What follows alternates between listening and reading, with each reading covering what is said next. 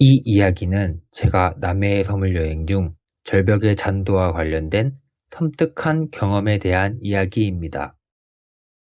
남해안의 작은 섬, 여름 휴가로 그 섬을 찾은 나는 낯선 풍경에 취해 이곳저곳을 둘러보았습니다. 바다와 하늘이 맞닿은 경치도 아름다웠지만 섬 곳곳에 깃든 오래된 전설이나 이야기도 흥미로웠지요.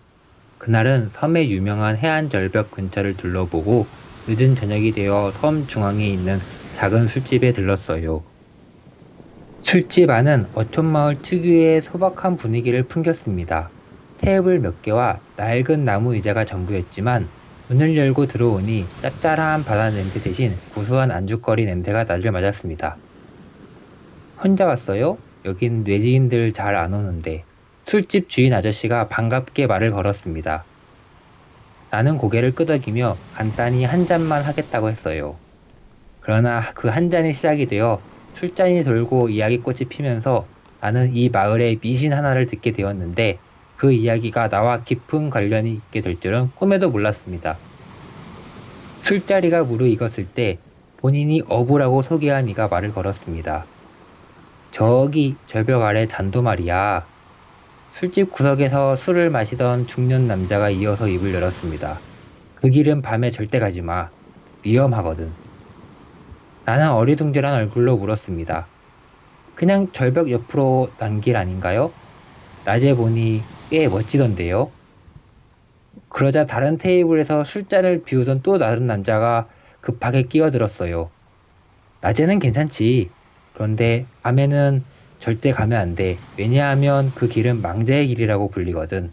그 길을 가다 보면 바다에서 죽은 사람들이 나타난다고 하더라고. 망자요? 나는 웃음에 되물었습니다. 농담이겠죠. 그런 길이라면 관광객들도 엄청나게 찾아올 텐데요.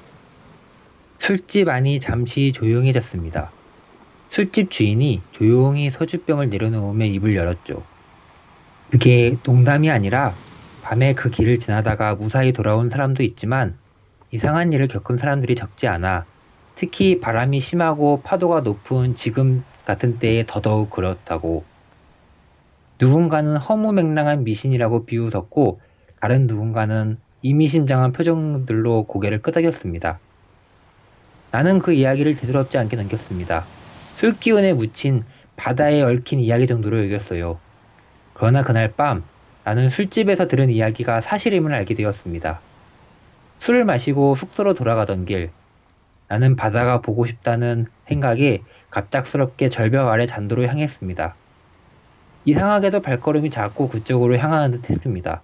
마치 누군가가 나를 그곳으로 끌어들이는 것처럼요. 바람이 더욱 거세졌고 파도 소리가 귀를 때렸으며 주변은 어두워졌습니다. 그럼에도 불구하고 나는 걸음을 멈추지 않았어요. 마치 취한 상태에서 길을 헤매는 것처럼요. 잔도 입구에 도착했을 때 이상한 소리가 들렸습니다.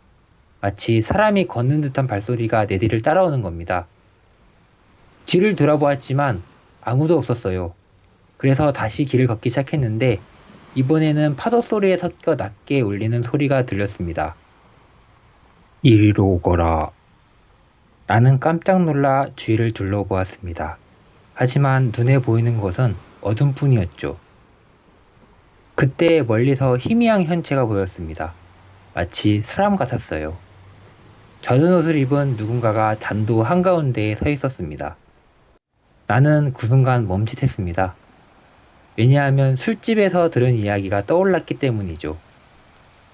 그 형체는 천천히 나를 향해 걸어오기 시작했습니다.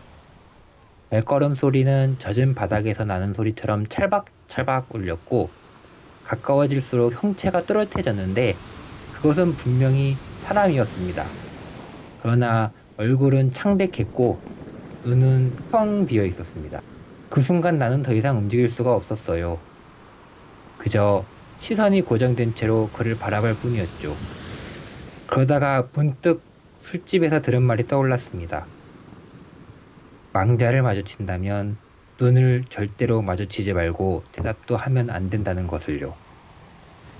나는 급히 고개를 숙였어요. 눈을 마주치면 안 된다는 경고를 떠올리며 몸을 돌려 다시 되돌아가려고 했죠.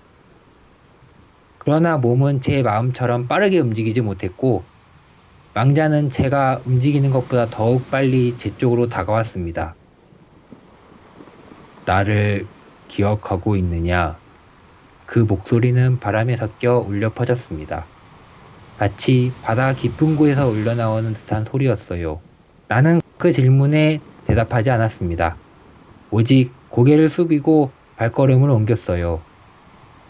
그러나 망자는 멈추지 않았습니다. 그는 저에게 점점 가까워졌고 그의 손이 제 어깨에 닿을 것 같은 순간 갑자기 바람이 강하게 휘몰아쳤습니다. 저는 중심을 잃고 장도 가장자리로 비틀거렸습니다. 그때였습니다. 어딘가에서 불빛이 저와 망자를 비췄어요. 그것은 등 뒤에서 온 빛이었는데 망자의 형체는 그 빛을 닫자 흐릿해지더니 마치 안개처럼 서서히 사라졌습니다. 망자가 사라지자 저는 그 자리에 털썩 주저앉고 말았습니다. 이거는 잘 기억이 나진 않지만 어떻게든 숙소로 돌아왔던 것 같습니다. 다음날 아침 저는 다시 그 술집을 찾았습니다. 술집 주인과 주민들은 창백한 제 얼굴만 봐도 무슨 일이 있었는지 눈치를 챘습니다. 박군, 술집 주인이 소주잔을 내려놓으며 말을 걸었어요. 그러면서 설명해 주기를 그곳은 가는 사람마다 다르게 보인다고 한답니다. 어떤 사람은 아무 일 없이 그냥 혼자 지나가기도 하고 어떤 사람은 망자를 만나기도 하는데 그 기준은 알 수가 없다고 하네요. 하지만 망자를 만나고 저처럼 몸성이 돌아온 사람은 드물다고 전해줬습니다.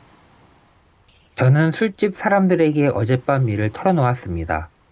망자가 말했을 때 대답하지 않고 눈을 마주치지도 않았다고요.